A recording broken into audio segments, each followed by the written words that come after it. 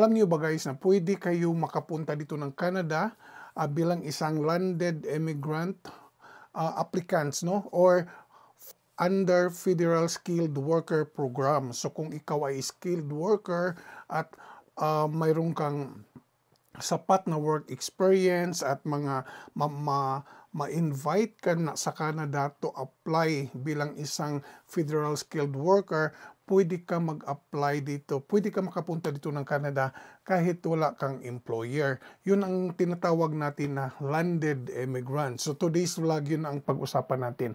Okay? So kumusta? What's up? What's up dyan sa mga kababayan natin? No? Kasi kagabi may nagchat-chat sa akin na kuya, nag-apply daw siya ng isang under federal skilled worker. Yung sabi niya sa akin na ito yung work experience ko, ito ganito ganyan, at saka mayroon daw agency dyan sa Makati na nag-o-offer na mababa lang yung down payment or babayaran nila.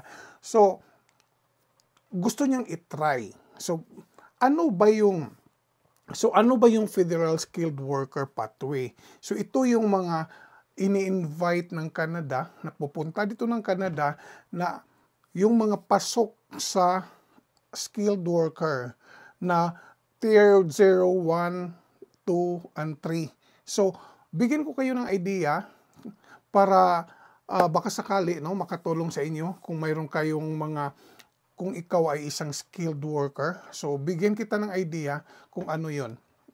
So, buksan nyo yung cac.gc.ca, yung website ng Immigration Canada, and then makikita mo yung, kung kahit i-search mo siya ng eligibility for express entry program, so lalabas yan. So, ganito siya. So, makikita mo yung ano nila, yung requirements. So, yung requirements nila is skilled work experience, language ability, education, and then proof of funds, then admissibility, bakit ka interesado ganito, and then kasi by invitation to, kung ang requirements mo ay pumasa sa mga hinahanap ng Canada, so pwede kang mag-respond sila, i-invite ka to continue para to process your federal skilled program. And then ito yung minimum requirements nila guys, no? Ito ay para sa mga tier 0, 1, 2, 3. So ano ba yung tier 0, 1, 2, 3 na mga trabaho? So ito yung mga managers, ito yung mga engineers, ito yung mga nurses, ito yung mga IT, yung mga ang requirements is only 2 years within 5 years. So ibig sabihin, kung mayroon kang work experience na 2 years, and then, within 5 years, pasok ka. Pero kung mayroon kang experience, like for example, galing kang Saudi, tapos engineer ka doon sa Saudi, na-standby ka naman ng 6 years, 7 years, so 6 years kang na-standby, so hindi na siya pasok. So within 5 years lang talaga yung ano niya. So makikita mo siya dito guys, no? So makikita mo siya dito, yung kailangan mayroon kang language ability, no? Mayroon siyang language test. And language test, kailangan kang pumasa ka sa IELTS. Medyo mataas-taas tong level, mataas-taas tong scoring nila, no? Sa skilled compare sa mga non-skilled. So kailangan mong ipasa yung writing, reading, listening, and speaking. Ito yung mga components sa pag-take ng IELTS.